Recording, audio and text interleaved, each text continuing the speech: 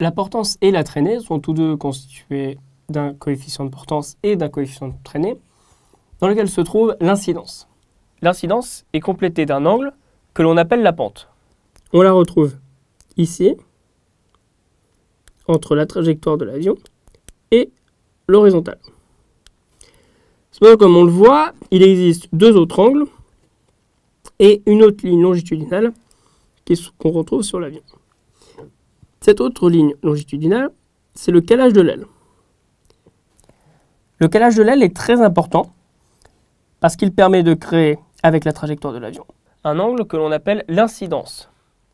Cette incidence va augmenter lorsque l'angle entre le calage de l'aile et la trajectoire de l'avion augmente. L'angle que l'on retrouve ici en bleu, c'est l'angle qu'on appelle l'assiette. L'assiette, c'est l'angle qui est composé par l'incidence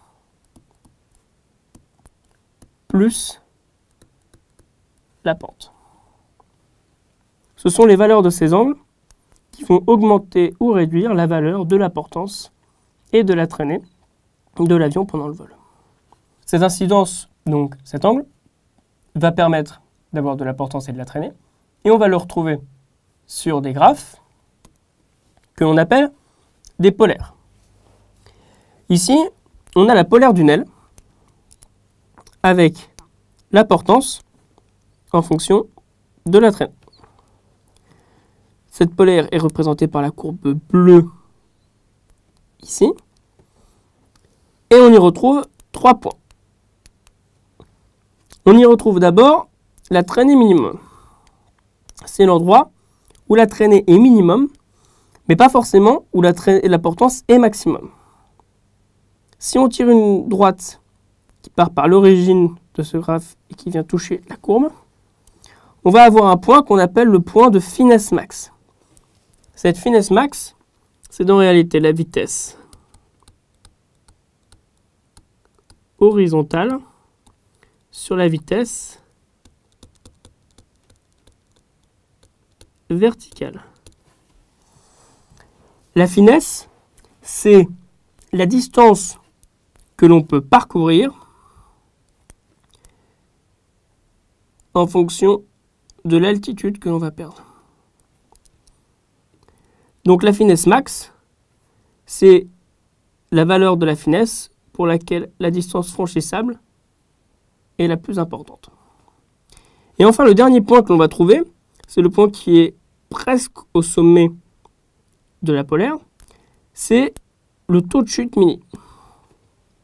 Ce taux de chute mini, c'est l'incidence qu'il va falloir prendre pour que l'on perde le moins d'altitude. Contrairement à la finesse max qui va nous permettre de parcourir le plus de distance possible, le taux de chute mini va permettre de faire un vol le plus long possible.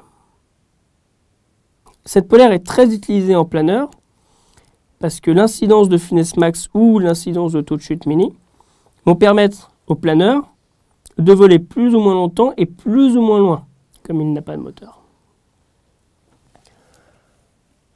On trouve un deuxième graphe, que l'on appelle aussi une polaire, c'est ce qu'on va appeler la polaire des vitesses.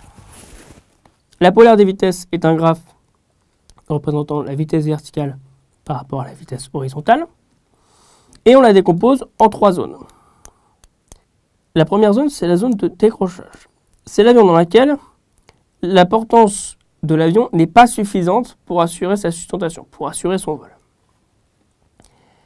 La deuxième zone, c'est la zone de basse vitesse. C'est-à-dire que la vitesse horizontale sera très faible, mais la vitesse verticale le sera aussi. Et enfin, la dernière zone, c'est la zone des hautes vitesses. C'est-à-dire que la vitesse horizontale sera importante ou maximum, mais ça fera aussi augmenter la vitesse verticale. Pareil, cette polaire est très utilisée en planeur, car ça va nous permettre de savoir s'il vaut mieux aller vite en perdant beaucoup d'altitude à un endroit, ou pas vite en essayant de perdre le moins d'altitude.